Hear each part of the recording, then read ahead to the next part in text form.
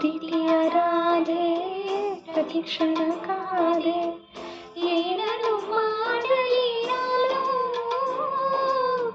ಯಾರಿಗೆ ಹೇಳಲಿ ಗೋಪಾಲ ಗೋಪಿ ಕೃಷ್ಣ